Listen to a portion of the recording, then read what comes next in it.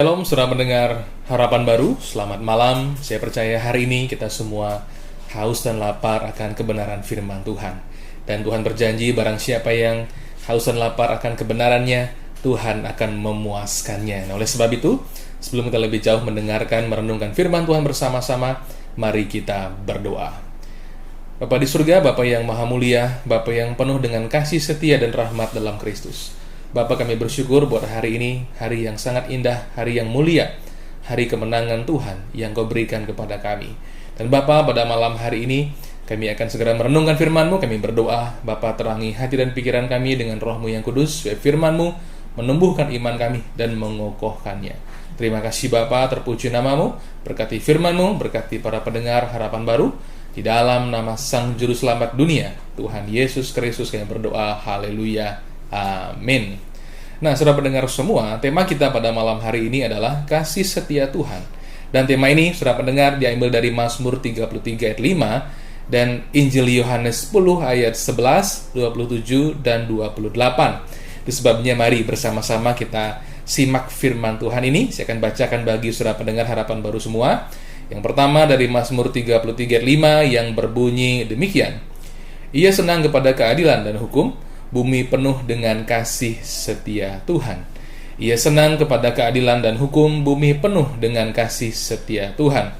Kemudian Injil Yohanes 10 ayat 11, 27 dan 28 berbunyi demikian.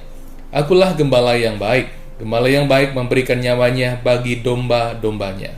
Domba-dombaku mendengarkan suaraku, dan aku mengenal mereka, dan mereka mengikut aku. Dan aku memberikan hidup yang kekal kepada mereka, dan mereka pasti tidak akan binasa sampai selama-lamanya, dan seorang pun tidak akan merebut mereka dari tanganku. Amin. Nah, saudara pendengar semua, kata kasih setia Tuhan berasal dari kata Ibrani Hesed Yahweh atau Hesed Adonai, ya, yang berarti kebaikan Tuhan atau kesetiaan Tuhan. Dan hal itu memang benar, sebab memang Tuhan itu baik dan Tuhan itu setia, dan apapun yang ia lakukan dalam kasih setianya, saudara pendengar semua. Nah, salah satu kasih setia Tuhan yang sangat nyata adalah ketika Tuhan mewahyukan dirinya sebagai gembala yang baik. Tentu saja ketika Tuhan mewahyukan dirinya sebagai gembala yang baik, maka pada saat yang sama ia sesungguhnya juga mewahyukan dirinya, atau mewahyukan, lebih tepatnya menyatakan kita sebagai kawanan domba gembalaannya, saudara pendengar semua. Dia adalah gembala agung kita, dan kita adalah kawanan domba gembalaannya, ya. Dan ini menyatakan betapa besarnya sebenarnya kasih setia Tuhan kepada kita, dan betapa kita sungguh sangat membutuhkan Dia dalam seluruh kehidupan kita. Nah, saudara pendengar semua, Tuhan Yesus Kristus sebagai gembala agung kita menunjukkan kasih setianya secara konkret. Dia bukan hanya menyatakan kasih setianya dalam firman-Nya, tapi ia betul-betul mewujudkannya. Nah, oleh sebab itu saya mengajak kita menyimak apa yang Tuhan Yesus lakukan untuk menyatakan kasih setianya kepada kita dalam Injil Yohanes 10 ayat 11, 27 sampai 28. Yang pertama dikatakan ia menyerahkan nyawanya bagi domba-dombanya. Nah, saudara pendengar semua, pada umumnya seorang gembala akan mempertaruhkan nyawanya untuk melindungi domba-dombanya.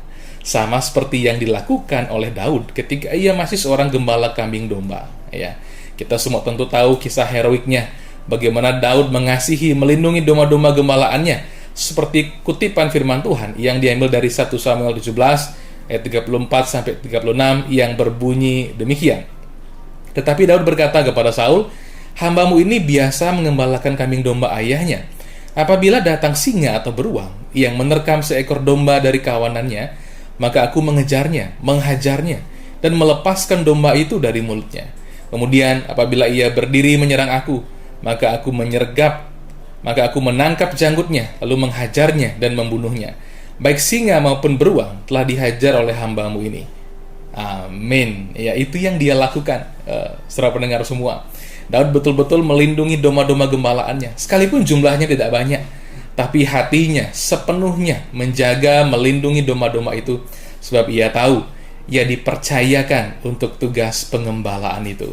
Namun demikian, saudara pendengar semua, Tuhan Yesus jauh lebih besar daripada Daud, dan persoalan kita pun juga jauh lebih besar dari persoalan domba-domba gembalaan yang dihadapi Daud pada waktu itu. Sebab masalah kita, saudara pendengar semua, bukanlah binatang-binatang buas, tetapi maut. Tidak seorang pun yang bisa mengalahkan maut, kecuali Sang Hidup itu sendiri. Dan Tuhan Yesus Kristus, Tuhan kita, adalah Sang Hidup itu. Ia mengalahkan maut dengan kebangkitannya. Ia menyerahkan nyawanya untuk menebus domba-dombanya, yakni kita semua yang percaya. Namun karena di dalam dirinya tidak ada dosa, maka kematian tidak berkuasa menahannya. Dan pada hari yang ketiga, saudara pendengar semua, kita semua tahu, ia bangkit dari kematian, ia mengalahkan maut, dan domba-dombanya diluputkannya dari kematian yang kekal kepada hidup yang tidak dapat binasa. Ya, jadi betapa bahagianya kita sebagai domba-domba gembalaan Tuhan. Tuhan tidak hanya melindungi kita dari bahaya yang sementara, tapi Tuhan melindungi kita dari kematian yang kekal. Ia menyelamatkan kita dengan kebangkitannya. Itu yang pertama. Yang kedua, bagaimanakah Tuhan menunjukkan kasih setianya? Ia memperdengarkan suaranya kepada domba-dombanya. Nah, saudara pendengar semua, saya mengajak kita melihat kembali, mereview kembali kitab-kitab Injil, melihat kisah-kisah bagaimana Tuhan Yesus pertama kali menyatakan dirinya dan berfirman di hadapan banyak orang pada waktu itu. Kita semua tahu ceritanya, ketika Tuhan Yesus mulai berbicara, ketika ia mulai mengajar, maka banyak orang datang untuk mengikut dia. Sepertinya semua orang datang kepadanya untuk menjadi pengikutnya. Namun demikian, saudara pendengar semua, domba-dombanya yang sejati akan tinggal tetap sampai akhir. Tapi mereka yang tidak termasuk kawanan domba gembalaannya hanya datang sementara waktu saja. Ketika mereka melihat perkara-perkara ajaib dari Tuhan Yesus, mereka datang. Ketika Tuhan Yesus mengucapkan kata-kata yang penuh hikmat dan kuasa, mereka pun juga datang menyimaknya. Namun ketika Tuhan Yesus mewahyukan bahwa keselamatan itu hanya ada dalam dirinya, bukan di dalam usaha manusia yang terbatas, pada waktu itulah banyak orang mulai mengundurkan diri. Mereka tidak bisa menerima bahwa keselamatan itu hanya karya Kristus. Mereka merasa tidak nyaman. Mereka menghendaki agar keselamatan itu termasuk juga karya mereka, ya. Namun demikian, kita yang termasuk bilangan domba-domba gembalaannya, justru ketika Tuhan mewahyukan keselamatan bukan karya manusia, kita bersuka cita. Sebab disitulah kita melihat begitu besar kasih setia Tuhan kepada kita. Dan kita sadar, hanya kasih setianya lah yang membuat kita berada di dalam Dia, berada di dalam pengembalaannya yang ajaib, berada di dalam anugerah keselamatan itu. Yang kedua, yang ketiga, saudara pendengar semua, Tuhan memberi dirinya dikenal oleh domba-dombanya. Nah, ini indah sekali, ya. Tuhan kita, Gembala Agung kita, Tuhan Yesus Kristus, bukanlah gembala yang menyembunyikan diri, tapi ya gembala yang memberi dirinya dikenal oleh domba-dombanya, ya. Sekalipun ia adalah raja di atas segala raja, namun ia berkenan bergaul karib dengan domba-dombanya. Ia berkenan bergaul karib dengan kita, sebab, saudara pendengar semua, ia sangat mengasihi kita dan berkenan memberikan kasih setianya kepadanya. Oleh sebab itu, saudara pendengar, mari kita memberi diri untuk terus masuk dalam pengenalan demi pengenalan akan Tuhan. Karena semakin kita mengenalnya, semakin teguh iman kita. Dan semakin kita mengenalnya, semakin penuh hati kita dengan Tuhan dan dengan damai dan sukacitanya yang melimpah ruah. Yang ketiga, yang keempat, saudara pendengar semua, bagaimanakah Tuhan menunjukkan kasih setianya kepada kita? Yang keempat adalah memimpin domba-domba gembalaannya, ya. Alkitab menyatakan yang namanya gembala selalu berjalan di depan. Tuhan Yesus berjalan di depan kita. Ia memimpin kita kepada rumput yang hijau. Ia memimpin kita kepada air yang tenang dan jalan yang benar, saudara pendengar. Bahkan Ia melindungi kita dari segala yang jahat ketika kita berjalan dalam lembah kekelaman. Ia juga menghibur kita dengan penyertaannya. Ia memelihara kita dan membela kita dari yang jahat. Ia mengurapi kita dan memenuhi kita dengan Roh Kudus-Nya. Ia mengaruniakan kita kebajikan dan kemurahan-Nya.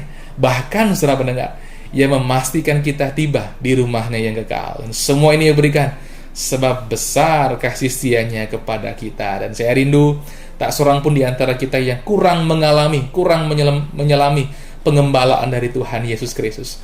So, sebagai umat-Nya, sebagai domba-domba gembalaannya, bagian kita adalah Sang Gembala Agung itu sendiri. Betapa berbahagianya kita ketika kita betul-betul menyelami apa artinya Tuhan menjadi gembala kita, ya. Kita akan semakin menyadari bahwa sesungguhnya kita berada di dalam tangannya yang kuasa, yang sanggup menolong, menopang, dan yang memelihara hidup kita di setiap situasi dan juga kondisi. Apalagi saat ini, saudara pendengar sekalian, ketika ada COVID-19 yang menjadi pandemi di seluruh dunia, kemanakah kita dapat menikmati ketentraman, ketenangan, dan damai sejahtera? Tidak ada tempat yang lain, tidak ada pribadi lain kecuali Yesus Kristus dan dalam pengembalaannya. Dan saya rindu kiranya masa-masa semacam ini justru mendorong kita dan membuat kita menyadari betapa kita sangat membutuhkan Sang Gembala kita.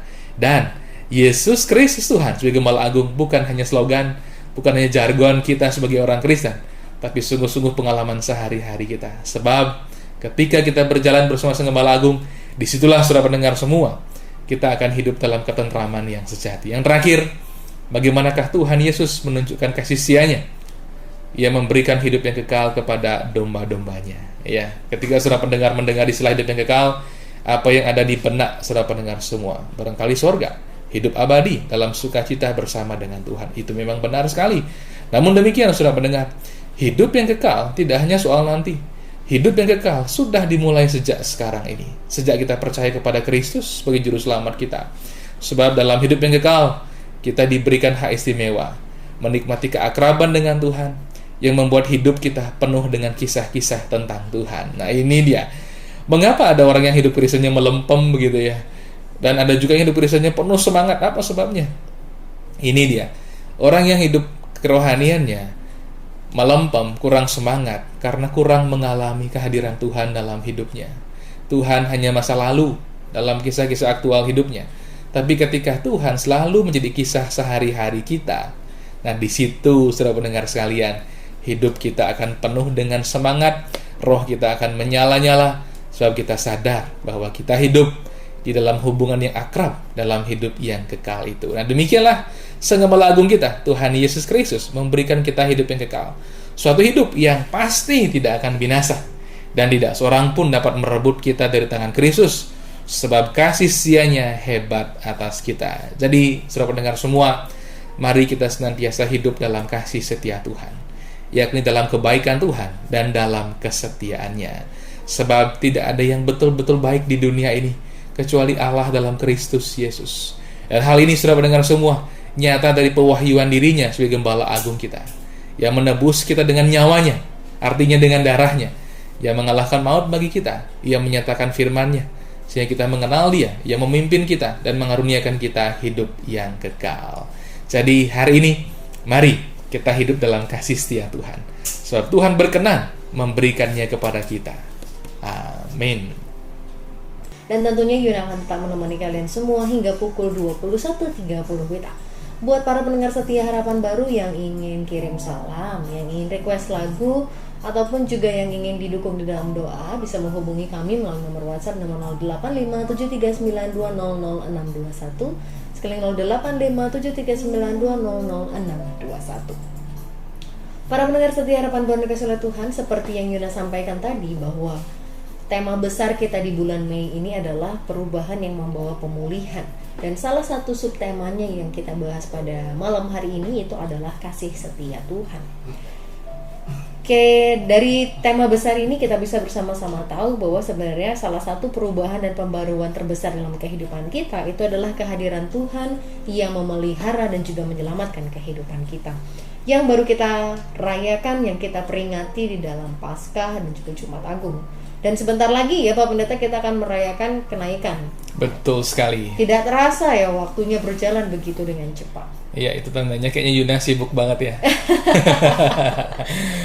Dan pada malam hari ini kita mau bersama-sama membahas lebih lanjut lagi tentang kasih setia Tuhan, which means ini salah satu topik yang memang everlasting ya, dari sekolah minggu dibahas, pemuda dibahas, kayak sampai kakek nenek ini tetap membahas akan bahwa tetap dibahas. Kasih setia Tuhan itu ada dari dulu, sekarang, sampai selama-lamanya. Iya. Dan kalau mau ditanya nih ya Pak Pendeta, apa aja sih bentuk kasih setia Tuhan? Banyak sekali. Bahkan ya dari awal sampai akhir ya, sejarah kehidupan manusia, Tuhan menciptakan alam semesta ini pun juga dalam kasih setianya. Dia menciptakannya berurutan dalam order ilahi. Bahkan Dia akhirnya menempatkan kita manusia sebagai mahkota ciptaannya. Sudah disediakan segala sesuatu. Artinya itu penyataan bahwa Tuhan itu kasih setia kepada kita. Jadi memang banyak sekali ya, terlalu banyak mungkin bentuk kasih setia Tuhan dalam kehidupan kita, dari hal yang besar sampai hal yang sangat sederhana mungkin. Iya, betul sekali. Dan mungkin seringkali kita nggak sadar ya gitu ya Pak Pendeta ya. Nah, itu dia. Makanya kita perlu terus semakin cermat ya, menghitung, menyadari, mensyukuri segala kasih setia Tuhan yang kita alami dalam hidup ini. Amin. Oke. Jadi salah satu penggambaran ya, atau bisa dibilang implementasi atau dari bentuk kasih setia Tuhan yang akan kita bahas malam ini adalah melalui sosok gembalan. Jadi dari sekolah minggu nih terutama pasti nggak asing dengan yang namanya gembala gitu ya. Iya. Ini sampai dari anak-anak kelas kecil sampai mau remaja, mau pemuda nih udah sesuatu hal yang mungkin sering sekali diucapkan ya. Bahkan mungkin juga di khotbah-khotbah di gereja, gembala itu menjadi salah satu topik yang keep on repeat. Iya, yang bisa dilihat dari berbagai sudut pandang. Iya. Pak Pendeta boleh dong kasih tahu sama kita nih ya. Iya. What's so special about gambaran gembala ini sehingga itu digunakan sebagai salah satu bentuk atau gambaran dari kasih setia Tuhan dalam kehidupan manusia. Iya, mari kita kembali ke sejarah umat Tuhan ya. Nah, masyarakat Ibrani adalah masyarakat yang berprofesi sebagai gembala. Demikian juga orang Israel, salah satu profesi yang dominan dalam hidup mereka adalah sebagai gembala. Jadi, hal ini menjadi sesuatu yang Tuhan pakai pada akhirnya untuk mewahyukan dirinya sebagai gembala agung mereka. Gembala agung umat Tuhan ya. Jadi sebelum Tuhan menyatakan dirinya datang ke dunia sebagai sang gembala agung itu, dia bahkan memberikan mereka pekerjaan yang akan menolong mereka memahami seperti apakah gembala itu. Nah, itu dia, itu yang membuatnya istimewa. Jadi hal itu menjadi sesuatu yang mudah dipahami, melekat dalam kehidupan mereka.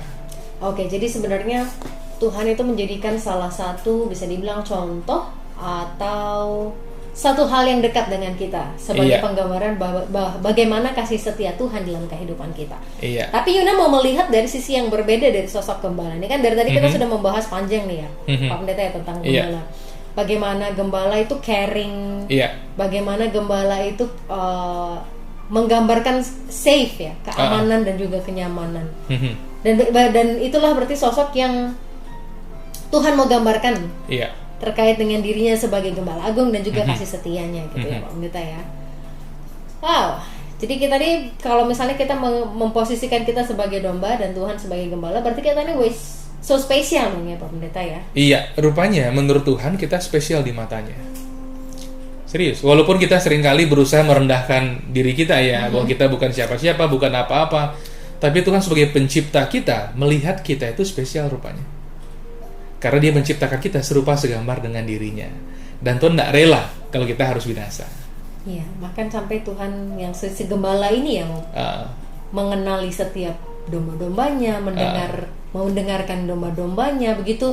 Maksudnya begitu protektif tapi juga begitu mengasihi di saat yang bersamaan. Iya. Dan sebenarnya ketika kita dinyatakan sebagai domba ya, karena kalau Tuhan mewahyukan diri sebagai gembala, maka otomatis pada saat yang sama kita akan domba-domba gembalaannya. Dan seperti yang Yuna tahu, domba-domba itu binatangnya sangat lemah sekali. Binatang yang sebenarnya bergantung penuh kepada gembalanya. Jadi ini sebenarnya menyatakan kodrat kita di dalam Tuhan. Tuhan itu berkenan supaya kita bergantung penuh kepadanya. Dan pertumbuhan rohani adalah ketika kita semakin cakap bergantung kepada Tuhan. Oke. Jadi memang salah satu perubahan yang membawa pemulihan itu ketika kita sadar kita semakin cakap bergantung sama pribadi yang tepat gitu ya. Betul, gembala kita. Sang gembala kita. Jadi jangan-jangan kita salah bergantung selama ini. Maka dari itu perubahan hidup kita tidak membawa pemulihan dan kita tidak sadar terhadap kasih-kasih setia Tuhan dalam kehidupan kita. Iya. Pertanyaan kedua. Pendeta, kenapa sih kita perlu kasih setia Tuhan dalam perjalanan hidup kita nih, dalam perjalanan perubahan hidup kita yang membawa pemulihan ini? Emang kenapa kalau kita sendiri, Pak Pendeta? Kalau kita sendiri, apa gimana sih sebenarnya? Why we should need God with His love gitu. Kita kembali ke ilustrasi gembala dan domba ya. Yes. Bayangkan kalau domba tanpa gembala gimana? Betapa lemahnya, betapa mudahnya mereka dimangsa. Ya kan? Karena mereka tidak punya kekuatan. Mereka tidak punya mekanisme pertahanan diri yang memadai. Mereka tidak bisa. Intinya tanpa Tuhan kita tidak bisa. Alkitab berkata, di luar aku kamu tidak dapat berbuat apa-apa. Di luar pengembalaanku, di luar penyediaanmu kamu tidak dapat berbuat apa-apa. Walaupun ya ada saja orang-orang, bahkan umat Tuhan yang mencoba hidup dengan kekuatannya sendiri, bertopang pada dirinya sendiri. Tapi apa yang terjadi? Mereka akan sangat kelelahan. Yes. Baik secara mental maupun juga secara fisik dan juga secara rohani. Dan itu sebenarnya bukan rencana Tuhan yang sempurna. Tuhan itu rindu kita hidup dalam rencana yang sempurna, dalam penggembalaannya, supaya hidup kita itu menyatakan kuasanya. Ya, kalau domba itu hebat kan orang udah tahu pasti bukan karena dia, tapi karena gembalanya, karena dia bergantung kepada gembalanya. Gitu. Oke, jadi memang kalau tanya kenapa ya emang alasannya mutlak ya, nggak bisa soalnya sendiri gitu ya. Nggak bisa. Kita dirancang bukan untuk mandiri dari Tuhan. Kita hidup dirancang bergantung kepada gembala kita. Oke, wow. Ini adalah sebuah reminder buat setiap kita ya, bahwa sebenarnya kita tuh nobody gitu loh. Kita tidak sekuat itu untuk bisa menjalani kehidupan kita tanpa Tuhan, tanpa kasih setia Tuhan di dalam kehidupan kita. Pernah nggak Yuna merenungkan gitu ya, di masa pandemi ini, seandainya kita tidak punya gembala agung, tidak kenal Tuhan Yesus, kira-kira gimana kita menghadapi pandemi ini? Mungkin nggak ada kali Pak Pendeta, nggak bisa ngelewatin mungkin ya. Iya, itu salah satunya ya. Sekalipun melewatinya, kita barangkali akan begitu paranoid. Nah, tidak baik-baik saja gitu ya. Ya, kita sangat mengalami pukulan yang besar sekali dan merasa hidup kita semakin tidak aman saja. Yes. Tapi karena kita punya gembala agung, situasi yang paling sulit pun juga, transisi yang begitu sulit, kita tahu kita tidak pernah sendiri. Yeah. Kita tidak harus memikirkan segala sesuatu dari awal sampai akhir begitu detail, sebab kita punya pribadi yang sebenarnya menolong kita untuk melakukan hal itu. Kita ambil bagian kita langkah demi langkah, hari demi hari, dan tanpa terasa kita tidak hanya melewatinya, kita bahkan mengatasinya. Amin. Itu sebuah sebuah pengingat, reminder buat setiap kita bahwa iya kita nggak sadar kalau udah mau jalan 3 tahun mungkin ya, 2 tahun sekian kita sudah hidup dalam masa yang tidak pernah kita pikirkan sebelumnya. Betul sekali. Masa dimana kita ternyata harus dibatasi, masa dimana kita harus merasakan banyak kehilangan, masa dimana kita kayak udah jatuh di timpa tangga lagi. Iya, betul sekali, karena banyak hal yang hancur berantakan ya. Yes. Apalagi kalau teman-teman yang bekerja di pariwisata, bekerja di katakanlah sesuatu yang sifatnya harian begitu ya. Yang tadinya pasar begitu positif, konsisten, kita optimis harian kita akan bagus sekali. Tapi ketika ada pandemi semuanya luluh lantakan begitu ya. Iya. Betul sekali. Itu yang memang terjadi sebagian besar di Bali ya. Di salah satu pulau yang mengandalkan pariwisata dan juga industri jasa. Jadi memang kalau kita mau lihat ke belakang 2 tahun ini, kasih setia Tuhan itu benar-benar penopang dan pondasi untuk kita melewati setiap harinya. Semakin nyata. Iya, semakin nyata. Semakin nyata. Bahwa kita memang hidup karena kasih karunia Tuhan saja, kasih dan kasih setianya. setia Tuhan gitu. Iya. Luar biasa justru Tuhan kita ya. Ada terlalu banyak cara yang Ia bisa lakukan, yang Dia bisa buat untuk kita sadar bahwa kita tuh totally bergantung sama Dia, dan hidup kita tuh setiap hari sebenarnya karena kasih setia Tuhan aja deh gitu. Iya. Oke. Pak Pendeta, sebenarnya Yuna masih punya beberapa pertanyaan, tapi kita akan tahan untuk di sesi yang kedua. Baik. Dan Yuna juga mau mengingatkan para pendengar setia nih yang malam hari ini pengen tanya, boleh, masih bisa. Yang pengen kirim salam, yuk hayu sini, Yuna sampaikan salamnya. Ataupun teman-teman yang mau didukung di dalam doa bisa menghubungi kami melalui WhatsApp di nomor 085739200621, sekali 085739200621. Program Harapan Baru persembahan dari Gereja Kristen Protestan di Bali. Dan tentunya Yuna akan tetap menemani para pendengar setia semua hingga pukul 21.30 WITA. Oh, lagu tadi pas banget ya, Pak Pendeta. Iya. Apa yang tak kulihat, apa yang tak kupikirkan, Tuhan sediakan semuanya bagiku. Wow. Oke.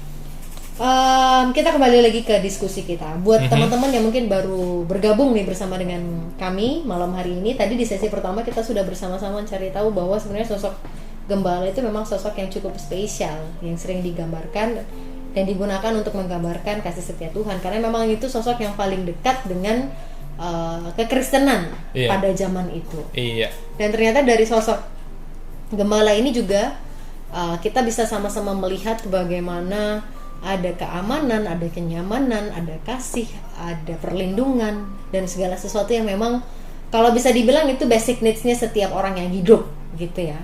Ada penjagaan, ada father figure, ada intimacy, comfort, safe, and anything else is about that.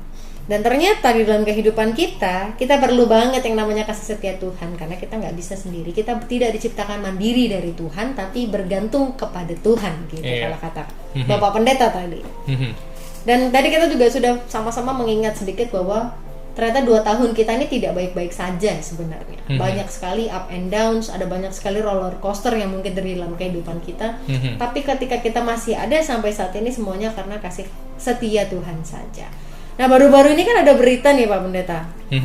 Ada perang lah. Oh iya, betul sekali. Ya kan, ini masih panas sampai sekarang antara Rusia sama Ukraina kan. Iya. Jadi ini juga sempat menggonjang-ganjingkan segala sesuatunya nih, termasuk ya kita di sini gitu.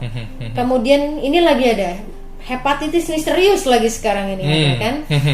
Dengan segala wacana dan segala ketakutan yang sedang ditebarkan. Jadi memang sepertinya hidup kita nih sedang berjalan dalam hal yang tidak pasti. Iya. Sedang tidak tahu nih gimana nih kanan kirinya gitu ya. Dan kita memang kalau mau secara manusia melihat ke depan, wah apa lagi nih Tuhan, kok banyak sekali ada hal yang berubah, ada banyak hal yang kita perlu adaptasikan di dalam kehidupan kita. Kadang kita sebagai manusia capek adaptasi. Pak Pendeta pernah capek nggak adaptasi? Ya, awal-awalnya pasti capek ya, tapi lama-kelamaan kita rupanya terbiasa juga. Ya, jadi memang manusiawi ya kalau kita itu sangat lelah mungkin adaptasi atau menghadapi kehidupan kita. Yang sekarang ini juga kita nggak tahu mesti seperti apa. Tapi satu hal yang kita mau sama-sama percaya bahwa adaptasi apapun yang terjadi di kehidupan kita, kasih setia Tuhan tetap sama gitu, dan tetap ada di dalam kehidupan kita. Oke, kita akan melanjutkan diskusi kita nih pada malam hari ini. Pak Pendeta. Iya.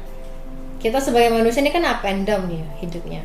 Lagi seneng, lagi sedih, lagi berbahagia, lagi menangis gitu kan. Lagi bersyukur, lagi bersungut-sungut gitu kan ya.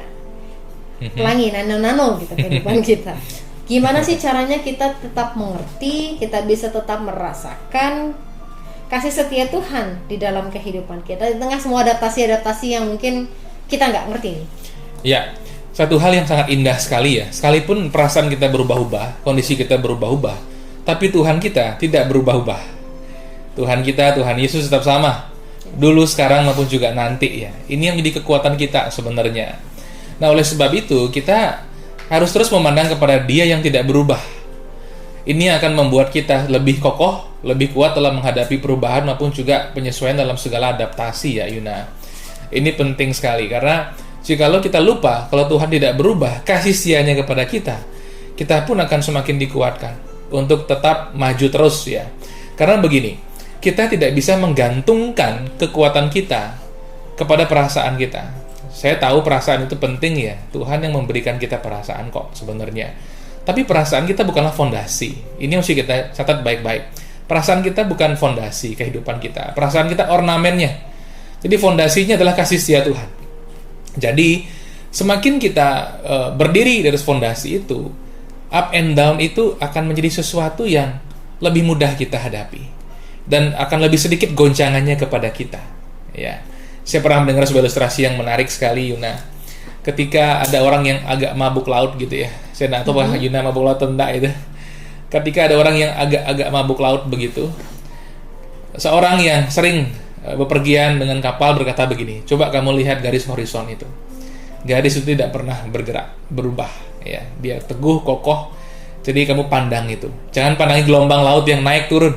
Nanti perasaanmu akan terbawa ke sana. Pandanglah horizon yang kuat, yang kokoh. Cakrawala yang Tuhan tempatkan di sana. Maka kamu akan merasa lebih baik. Nah, dalam iman pun juga harus seperti itu. Pandanglah kasih setia Tuhan yang tidak pernah berubah. Berdirilah di sana. Teruslah melatih diri untuk berdasar kepada hal itu. Maka kita akan lebih kokoh, lebih kuat, dan lebih adaptif dalam segala situasi. Oke, jadi ini balik lagi ya, kalau kita begitu jadi ngurek-ngurek ke dalam untuk melihat bagaimana fondasi hidup kita. Jadi ya, untuk kita bisa bertahan di tengah adaptasi yang mungkin makin tidak masuk akal, di tengah ups and down-nya kehidupan kita, ternyata kita harus kembali melihat apa sih yang kita jadikan fondasi dalam kehidupan kita. Ini sebuah hal yang sangat seru loh sebenarnya Pak Pendeta untuk dibahas. Kenapa sih manusia pada akhirnya menjadikan perasaan loh sebagai fondasi, bukan kasih setia Tuhan? Kenapa begitu? Kan ada ini, kalau perempuan itu kan kecenderungannya memang perasaan nih. Jadi saya kayak paham ya, iya memang gitu. Tapi kalau laki-laki kan logika. Ya, pada umumnya begitu, walaupun pada khususnya bisa aja kebalik ya. Bisa balik juga. Karena saya juga pernah berjumpa dengan perempuan yang sangat logik, atau laki-laki yang sangat perasa, dan sebaliknya. Oke, pada umumnya memang begitu, tapi namanya manusia kan unik ya. Nah, mengapa seseorang kok suka sekali menggantungkan sesuatu kepada perasaannya? Karena perasaan itu memang punya sesuatu yang indah ketika itu baik. Artinya gini, ketika kita merasa baik ya, feel good begitu, itu tidak bisa bandingkan dengan apapun. Itu sesuatu yang sangat indah sekali. Perasaan itu sangat indah ketika perasaannya bagus, positif, feel good. Tapi masalahnya kan tidak selalu perasaan itu feel good. Betul sekali. Nah, ketika perasaan feel good, bagaimana? Kan gitu sekarang. Nah, orang yang sebenarnya ingin bertumbuh, mengembangkan kekuatan mental, kekuatan iman, kekuatan batin, pasti harus mencari fondasi yang lebih kuat dari sekedar perasaannya.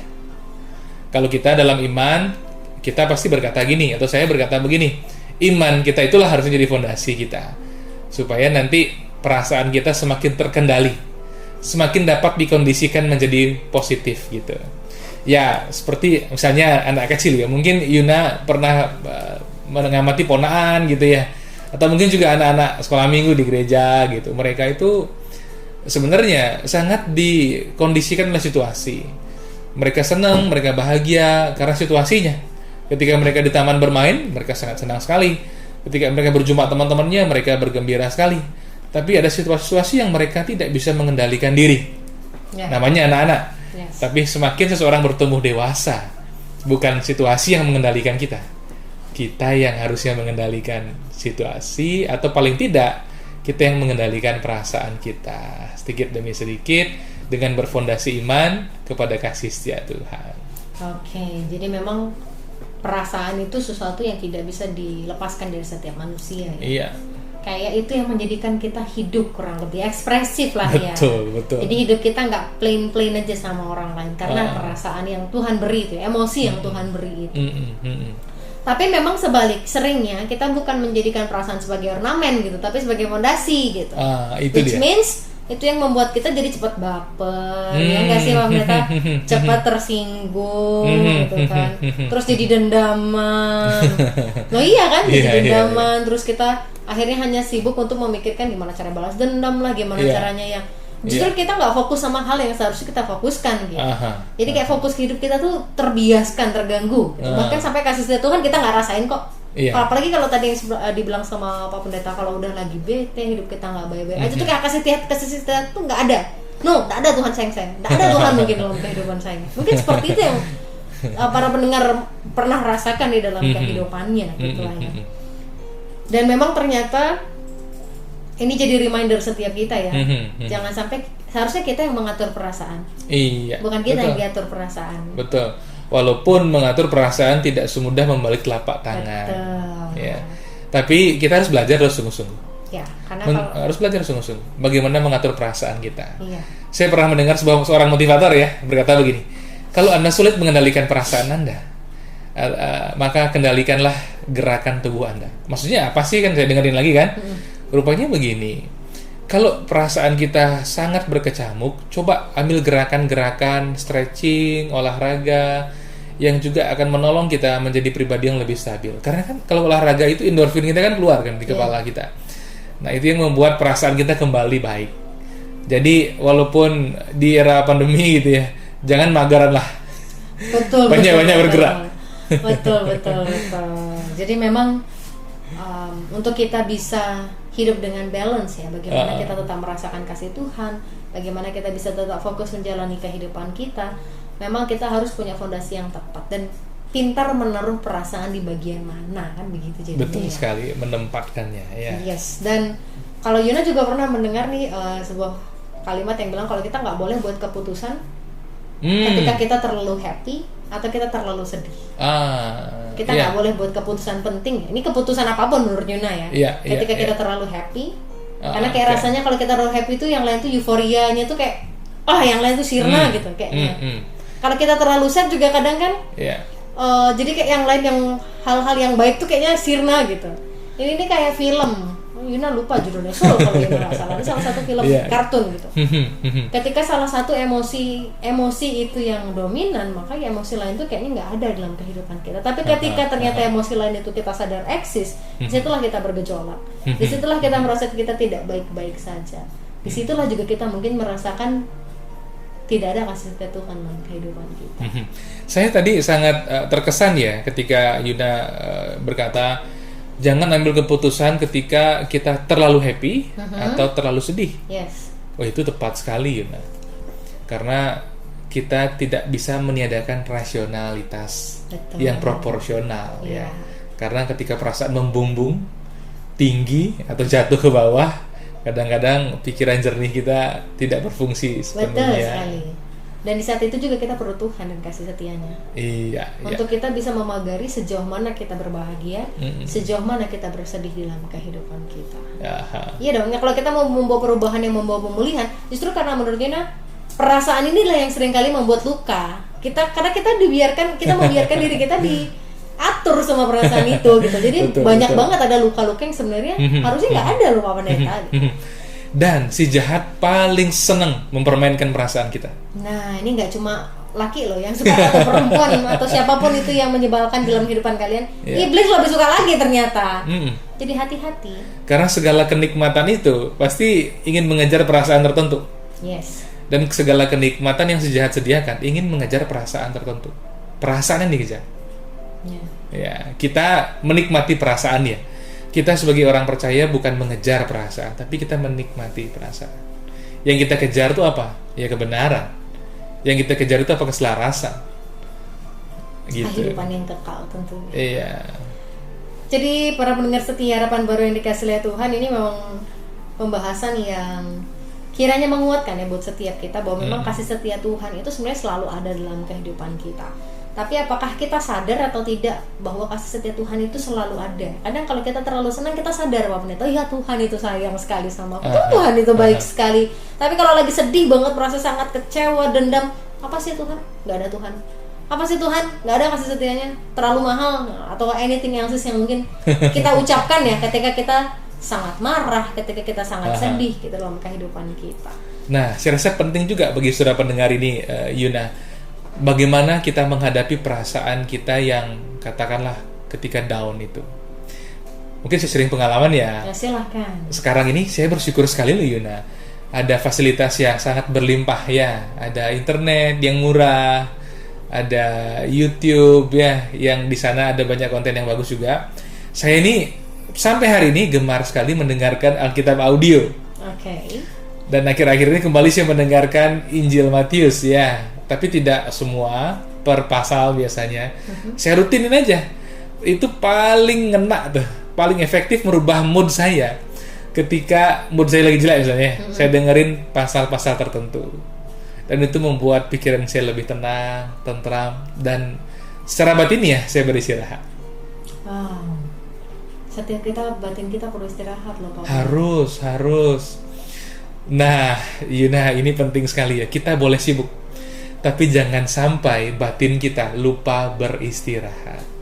Betul. Sesibuk apapun kita, tiap hari batin kita harus rest, ya, beristirahat. Ini yang akan membuat kita kokoh, kuat, produktif, dan seimbang. Iya. Dan ketika kita memang sehat ya, sehat secara batin, sehat secara fisik, jadi yakin dan percaya kita bisa membedakan dan kita bisa paham bahwa kasih setia Tuhan itu ada. Iya, karena kan jernih pikirannya, batin kita udah dapat istirahat, fit, tenang, jadi kita bisa membedakan dan kita bisa berjalan menuju perubahan yang memang benar-benar membawa pemulihan. Dan barangkali ini juga penting ya, bahwa ada kalanya perasaan kita sama sekali tidak bisa diandalkan. Ya. Ada satu titik ketika perasaan sama sekali tidak bisa diandalkan. Disitulah iman bersinar. Yes. Bahwa saya percaya Tuhan kasih setiamu hebat atas saya. Sekalipun hari ini terus terang perasaan saya sangat tawar misalnya gitu ya. Kondisi saya sulit, tapi satu hal yang pasti, kasih setia Tuhan ada bersama saya dan saya akan ditolong untuk melewati dan mengatasi hal ini. Nah, Amin. deklarasi semacam itu penting loh. Karena iman itu baik sekali kalau diucapkan. Jadi iman itu jangan dibiarkan tinggal di hati kita aja ya, atau diucapkan dalam hati. Bukankah tiap hari Minggu di gereja kita ada pengakuan iman? Ya. Dan penting juga pengakuan iman yang lebih sifatnya personal, spesifik untuk tujuan tertentu. Iman harus diucapkan. Ya, itu salah satu pelajaran ya, pengingat untuk setiap kita malam hari ini. Iya. Untuk kita juga selalu bisa mengingat, oh iya, kasih Tuhan tuh ada kok dalam kehidupan kita. Gembala kita selalu ada kok. Iya. He's iya. 24 hour a day gitu loh, 7 days in a betul. week gitu. Betul sekali. Jadi kalau kita nggak ucapkan, kalau kita nggak biring diri kita untuk sadar, kita nggak akan pernah sadar mungkin.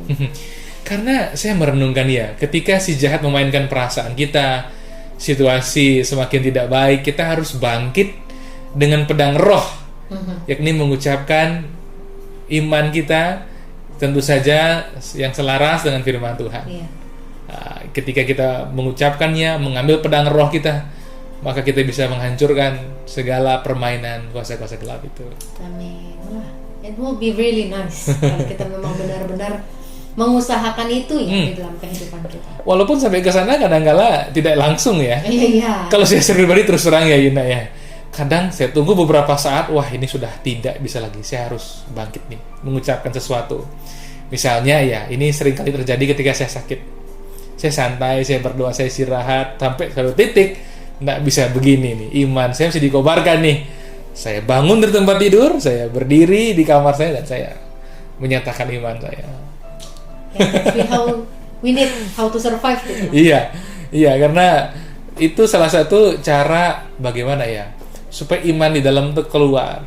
Karena kan melalui iman kita mendapat suatu penggenapan, tidak ada yang mustahil bagi orang yang percaya. Yes. Para pendengar setia harapan baru yang dikasih oleh Tuhan memang benar ya. Kita kadang harus diingetin. Kita kadang harus mengucapkan. Kita kadang harus melakukan sesuatu secara nyata. Karena kasih setia Tuhan aja nggak wacana, tapi sebuah aksi nyata. Maka juga hidup kita harusnya bukan wacana aja, tapi juga aksi nyata. Aksi nyata. Iman kita harus dibawa kepada realitas. Ya. Yes. Nah, satu pertanyaan terakhir nih Pak Pendeta. Dan juga nanti kita akan ada sharing ya setelah ini ya. Selama Pak Pendeta hidup nih ya, pengalaman juga sebagai seorang gembala jemaat. Gimana sih tanda ataupun ciri-ciri hidup kita tuh penuh dengan kasih setia Tuhan? Iya, sebenarnya kalau kita orang-orang percaya yang sejati ya, bukan ikut-ikutan imannya, bukan iman yang melompat dalam gelap, bukan iman yang di akal saja, tapi iman yang meresap ke hati kita. Sebenarnya kasih setia Tuhan itu sudah ada dalam diri kita. Yang perlu Yuna bangun itu adalah kesadaran akan kasih setia Tuhan. Kesadarannya yang perlu terus dibangun. Kasih setia Tuhan itu seperti pemberian Tuhan yang memang sangat berharga, tapi beberapa orang lebih suka menyimpannya di buffet, menyimpannya di laci, di lemari. Saya mendorong kita semua untuk memakai kasih setia Tuhan dalam hidup kita semaksimal mungkin. Itu yang membuat saya semakin sadar bahwa hidup bersama Tuhan itu tidak dipisahkan dari hidup sehari-hari. Kita tidak memisahkan antara yang sakral dan sekuler. Di dalam Kristus sebenarnya hidup kita itu sakral. Yes. Ya. Jadi bangun kesadarannya. Jangan kita soal bikin batasan gitu ya. Iya, pokoknya semakin kita menyadari bahwa Tuhan itu relate ya dengan semua kehidupan kita. Di situ kita akan lebih tertopang hidupnya. Yes. Satu lagi nih Kak, ini nggak pertanyaan ya, tapi Yuna mau bukan pertanyaan yang kayak tadi. Ini Yuna cuma mau personally nanya sama Pak Pendeta. Bisa nggak Pak Pendeta ceritain salah satu bentuk kasih setia Tuhan yang terbesar yang paling bermakna yang pernah Kakak alami dalam kehidupan? Ya, tentu ada beberapa yang sangat besar ya.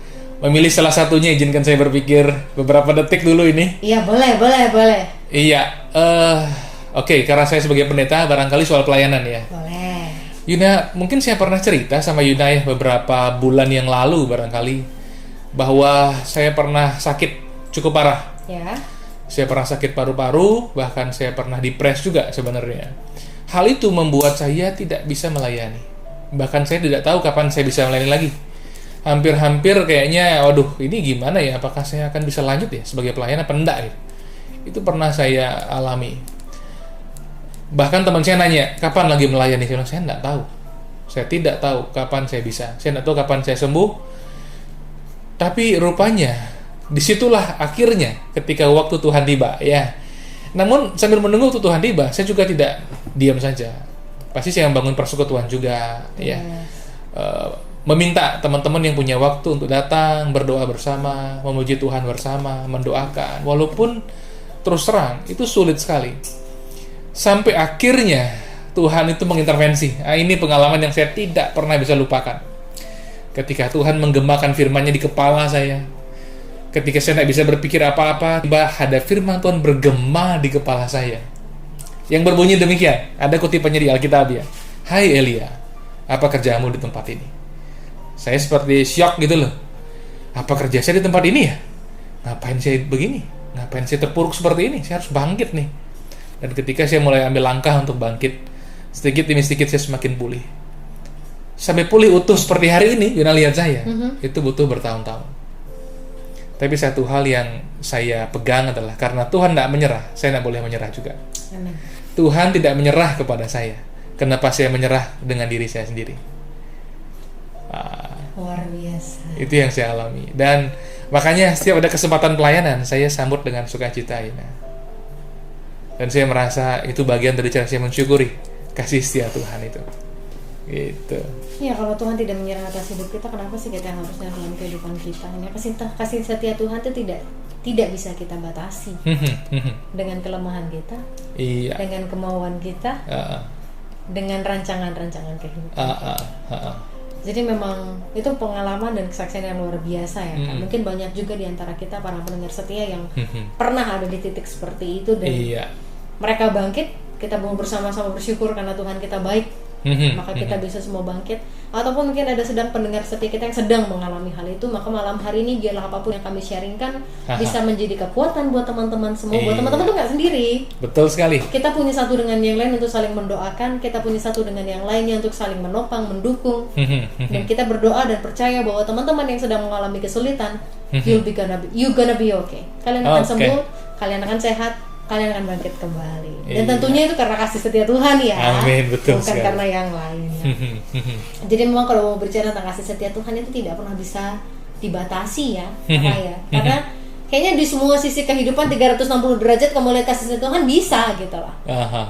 Iya kan? Mau di musim panas, musim dingin, musim gugur, musim hujan, apapun itu, kasih setia Tuhan itu tetap ada, tetap bisa dilihat, tetap bisa dinikmati. Pertanyaannya, kalian mau apa enggak? Itu kan? Iya. Bukan bisa apa enggak nih lagi ya? Kasih setia Tuhan itu ada, tapi kalian mau menikmatinya, kalian mau menyadarinya, kalian mau hidup di dalamnya atau tidak? Iya kan? Betul sekali. Yang berbicara tentang kasih setia Tuhan, ada terlalu banyak bentuk yang kita patut syukuri. Dan rugi kalau kita tidak menikmatinya, tidak memakainya, tidak hidup di dalamnya, itu rugi besar sekali. Jadi pakailah. Ya, kita sebagai manusia nggak mau rugi kan biasanya nih prinsip ekonomi.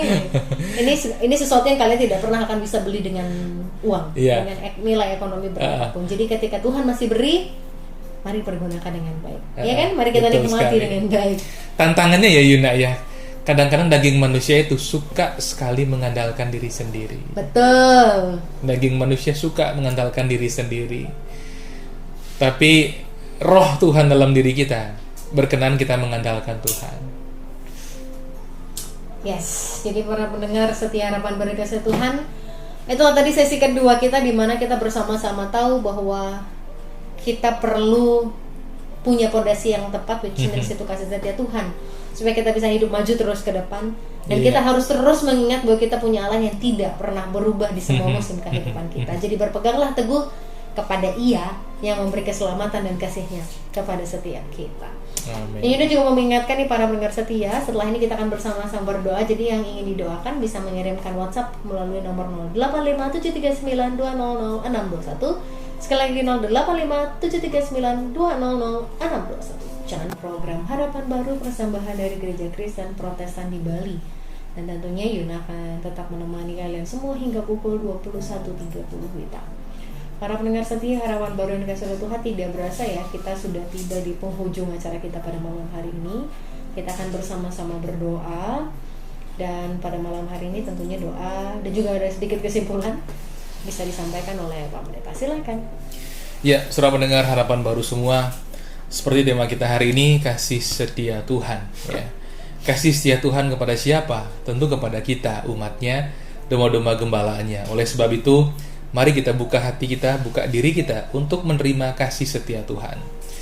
Barangkali kita hidup di latar belakang atau keluarga yang tidak terbiasa menunjukkan kasih sayang secara terbuka, ya. Tapi hari ini sudah pendengar sekalian, apapun latar belakang keluarga kita, budaya kita, mari kita kembali kepada Alkitab.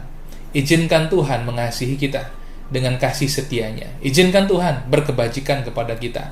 Izinkan Tuhan untuk menyatakan kesetiaannya kepada kita, supaya hidup kita dipulihkan. Sebab Tuhan ingin kita kuat tidak hanya secara lahiriah, tapi secara batiniah. Karena Tuhan tidak mau kita itu rapuh di dalam, hanya kuat di luar saja. Tuhan ingin kita kuat di dalam, kuat juga di luar, supaya hidup kita pun juga dapat dipakainya untuk menyatakan kasih setia Tuhan. Dan tentu saja dalam hal ini, berikanlah diri kita digembalakan oleh Tuhan. Izinkanlah Tuhan menuntun kita kepada padang rumput yang hijau, air yang tenang, kepada kuasa perlindungannya, kepada kuasa penyediaannya, kepada kuasa yang membuat kita dipulihkan dan dituntun kepada kehidupan yang sesungguhnya dalam rencana Tuhan yang indah itu. Nah, saudara sekalian, mari kita sekarang tundukkan kepala kita, kita satukan hati kita, kita berdoa kepada Tuhan kita. Bapa di surga, kami bersyukur pada malam hari ini, kembali kami punya waktu yang baik untuk kami merenungkan firman Tuhan, kami sharing, berbagi satu dengan yang lain. Bapa, hamba-Mu dan kami semua sudah berhenti untuk berbicara, namun Engkau sendiri dalam Roh-Mu yang kudus akan terus berbicara, menerjemahkan firman-Mu, menerjemahkan sharing kami pada malam hari ini ke dalam hati para pendengar masing-masing, sehingga Bapa, kami mendapatkan pesan Tuhan bagi kami secara pribadi. Dengan ini Bapa, kiranya hidup kami semakin diubahkan, kami dapat beradaptasi dengan baik dalam segala situasi, dan tinggal tenang dan tentram, sebab kami tahu kami punya Gembala Agung yang menjaga, melindungi kami dari segala yang jahat, yang menjadi sumber segala berkat dan penyediaan kami. Bapa, ini doa kami. Tuhan, lihatlah para pendengar semua yang merasa dalam kondisi yang penuh dengan kekhawatiran, ketakutan. Kami berdoa, Tuhan, teguhkanlah imannya. Yang dalam keadaan berduka, kami berdoa, Tuhan, hiburkanlah. Yang dalam keadaan sakit, kami berdoa di dalam nama Yesus. Ya Tuhan, sembuhkanlah. Kami percaya oleh bilur-bilur Yesus, Tuhan sesungguhnya telah menyembuhkan kami. Dan Bapa, dimanapun kami berada, lindungilah kami dengan kuasa darah Yesus, supaya yang jahat tidak berkuasa atas kami. Terima kasih Bapa, dan sebentar kami akan kembali juga ke aktivitasnya masing-masing. Bahkan kami pun juga setelah semuanya akan beristirahat, kami mohonkan berkat Tuhan bagi kami semua. Tuhan memberkati kami dan melindungi kami. Tuhan menyinari kami dengan wajah-Nya dan memberi kami anugerah demi anugerah. Tuhan menyatakan wajah-Nya kepada kami dan memberi kami damai sejahtera. Di dalam nama Tuhan Allah kami yang Maha Kuasa, Allah Bapa dan Putra dan Roh Kudus. Haleluya. Amin.